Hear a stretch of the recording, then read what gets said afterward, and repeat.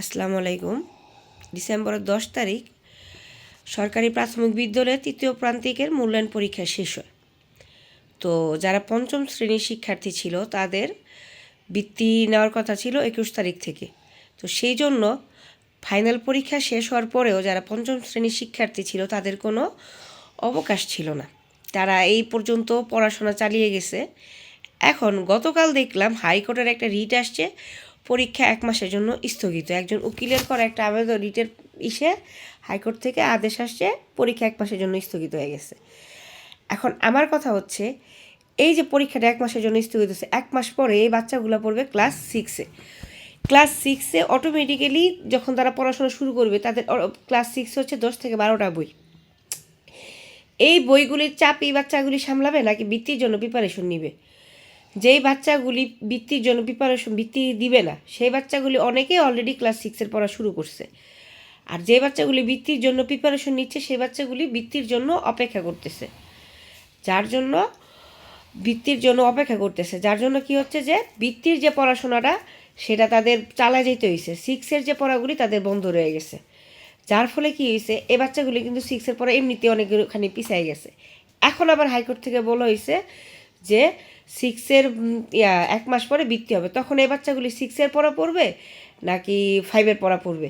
তো এখন দেখা গেছে যে যেই বাচ্চাদের যেই গার্ডিয়ানই করছে, তারা করছে কেন, কিন্ডারগার্টেনের বাচ্চারা পরীক্ষা দিতে পারবে না সেই জন্য করছে।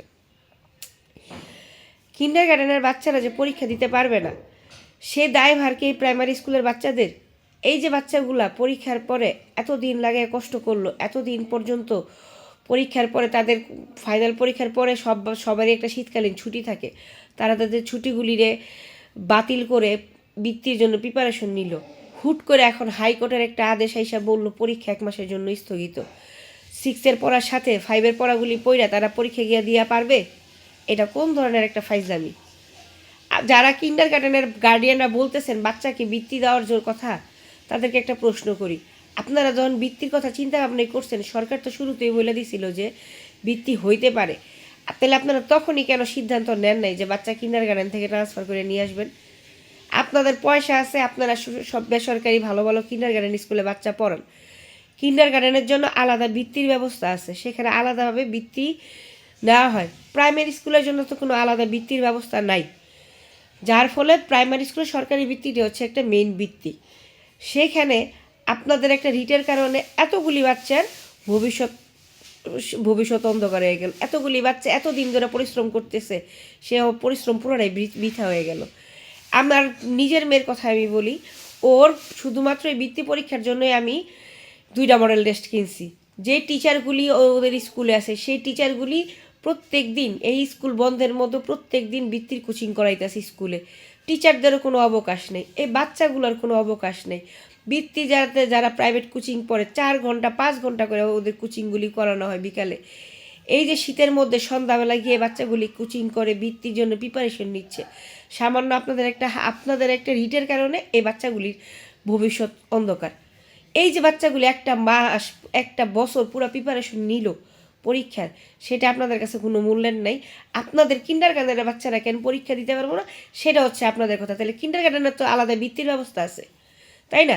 আর কিন্ডারগার্টেনের বাচ্চাদের সাথে কেন আপনারা প্রাইমারি বাচ্চা তুলনা করেন? প্রাইমারির বাচ্চাদের জন্য সিলেবাস হচ্ছে একটা বইকে তারা 3টা ভাগে ভাগ করে, টিচাররা 3টা ভাগে ভাগ করে পুরো বছরে সেই বইটাকে শেষ করে। পরীক্ষার আগে কখনো কোনো বাচ্চাকে বলে দেওয়া হয় না যে নির্দিষ্ট এই প্রশ্নটাই আসবে বা নির্দিষ্ট এটাই আসবে। পুরো বইটাকে 3টা ভাগ করা হয়। প্রথম প্রান্তিকে 1 ভাগ, দ্বিতীয় প্রান্তিকে 1 ভাগ, তৃতীয় প্রান্তিকে পুরো বই থেকেই মোটামুটি প্রশ্ন কভার করা হয়। তাহলে একটা বাংলা বইয়েরও একটা উদাহরণ দিই। একটা বাংলা বইয়ে প্রথম প্রান্তিকে 8 থেকে 9টা অধ্যায় থাকে, কবিতা গল্প মিলে 8 থেকে 9টা অধ্যায় থাকে। 8 থেকে 9টা অধ্যায়ের মধ্যে যদি আমি 8টা করে শব্দার্থ ধরি, 9টা 8 নং কত, 72টা শব্দার্থ থাকে। প্রথম প্রান্তিক মূল্যায়নের জন্য একটা বাচ্চার 72টা শব্দার্থ মুখস্থ করতে হয়। সেই ক্ষেত্রে কিন্ডারগার্টেন স্কুলের বাচ্চাদেরকে থাকে শীতভিত্তিক পড়াশোনা। সেই শীতে কখনোই 72টা শব্দার্থ থাকে না, শুধু উল্লেখকৃত কিছু শব্দার্থ থাকে। তারা সেই শব্দার্থগুলি মুখস্থ করে তারা সেগুলির উপর পরীক্ষা দেয়।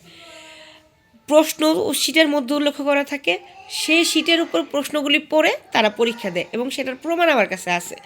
যেহেতু আমি টুকটাক টিউশনি করি, সেখানে আমার নিজের মেয়ে প্রাইমারি স্কুলে পড়ে, প্লাস হচ্ছে আমার কিছু বাচ্চা আমার কিছু স্টুডেন্ট কিন্ডারগার্ডেনের স্টুডেন্ট, মাদ্রাসা কিন্ডারগার্ডেনের স্টুডেন্ট, নর্মাল কিন্ডারগার্ডেনের স্টুডেন্ট। সমস্ত কিন্ডারগার্ডেনগুলিতে শীট ভিত্তিক পড়াশোনা হয়। কোনো একটা কিন্ডারগার্ডেন বলতে পারবো না যে তারা শীটের বাইরে কোনো পড়াশোনা করায়। তারা বই বলে, বই ঠিক আছে বলে, কিন্তু তারা বইয়ের থেকে পড়া বেছে বেছে 72টা শব্দার্থ থেকে 20 থেকে 25টা শব্দার্থ দেয় পরীক্ষার জন্য। 50টা প্রশ্ন থেকে তারা 10 থেকে 12টা প্রশ্ন দেয় পড়ার জন্য, সেটার উপর তারা পরীক্ষা নেয়। আর একটা প্রথম প্রাথমিক মূল্যায়নের জন্য একটা বাচ্চাকে পুরো বইটা পড়তে হয়, পুরো বইয়ের 3 ভাগের 1 ভাগ পুরোটা পড়তে হয়, 72টা শব্দার্থ পড়তে হয়, 50-60টা করে প্রশ্ন পড়তে হয়, তো সেখান থেকে তাদের পরীক্ষা দেয়। তাহলে এই বাচ্চার সাথে কিন্ডারগার্ডেনের বাচ্চাদের মূল্যায়ন আপনারা কী করে করেন? আপনাদের কিন্ডারগার্ডেনের বাচ্চাদের জন্য আপনারা কীভাবে প্রাইমারির বাচ্চাদেরকে এইভাবে হেনস্থা করেন? আপনাদের পয়সা আছে, আপনারা এই জন্য কিন্ডারগার্ডেনে পড়াইছেন। যাদের অনেকেই আছে যে সামর্থ্য নাই, বাচ্চা মেধাবী, এই বৃত্তিটা পেলে বাচ্চারা বাকি শিক্ষা জীবনটা ওদের জন্য অনেক সহজ হইতো। অনেক বাচ্চা আছে এই মেধা দিয়েই তাদের ভবিষ্যতের পড়াশোনা লাগাই যেত। আপনাদের কারণে সেই বাচ্চার আজকে এই বাচ্চাটার মেধার কোনো হইল না, মূল্যায়ন হইল না। কি মজা পাইলেন আপনারা এই রিটটা করে? শত শত বাচ্চা, লাখ লাখ বাচ্চা পরীক্ষার্থী ছিল 21 তারিখে। এই যে গার্ডিয়ানগুলি, আমার নিজের চোখে দেখা, আমার মেয়ের সাথে যে গার্ডিয়ান বাচ্চাগুলি পড়ে, তাদের গার্ডিয়ানের যে মানে কি বলবো, তারা গার্ডিয়ানগুলি দিনরাত পরিশ্রম করছে বাচ্চাগুলির জন্য। আমার মেয়ের স্কুলের টিচাররা দিনরাত পরিশ্রম করে যাচ্ছে বাচ্চাগুলি যেন বৃত্তিতে পায়। তাদের হেড মিস্ট্রেস সারাক্ষণ তাদের পিছনে লেগে রয়েছে পড়াশোনার জন্য, 3-4 ঘন্টা করে পড়ানো, এই আলাদা আলাদা করে প্রত্যেকটা বাচ্চাকে বোঝানো, এই সেই। তো এই যে টিচারগুলির কষ্ট, অভিভাবকদের কষ্ট, বাচ্চাগুলির কষ্ট, এই কষ্টের কি কোনো মূল্যায়নই নেই সরকারের কাছে? একজন একটা মন চাইলে একটা রিট করে দিল, এই রিটের আবেদনে আদালত আদেশ করে দিল, আদালত একটা নির্দেশ দিয়ে দিল যে পরীক্ষা হইব না। এটা কি কোনো এটা কি কোনো এটা দেশ না কোনো মগের মুল্লুক?